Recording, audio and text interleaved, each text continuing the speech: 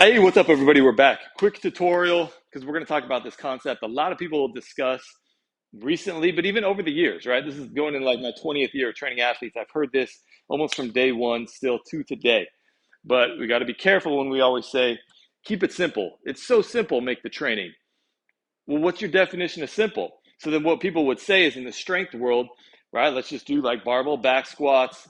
Let's do bench press and maybe some kind of like Olympic lift variation. And that's simple, right? Okay, that's fine. That's like bigger, faster, stronger program that I did in high school, basically, like in the late 90s.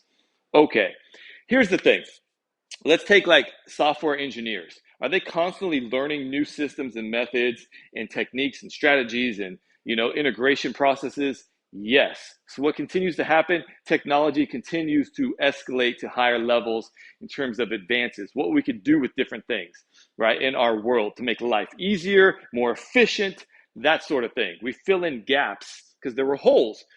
Same thing with working out, same thing with strength and conditioning. So if we keep it so simplistic that we're not actually having an improvement in our industry and we're not filling in any of these gaps, for example, okay, so all we did was back squat with a barbell.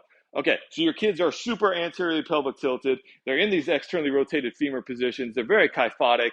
That's a traditional looking posture for like youth athletes, right? If you don't agree with me, woo, that's another story, right? You see that a lot. So let's just put a barbell on their back and make them squat. Oh, well, no, coach, you're going to do goblet squats. So everything has to be a bilateral squat. And this is the programming. Let's make it very like kind of linear periodization based. Okay, like we could do better than that. So simple was defined by somebody back in the day, and then you continue to use that definition of simplistic programming. Okay, mine's different. Um, it is what it is. You sit on that side of the table, I sit on this side of the table. We don't need to interact, and that's fine.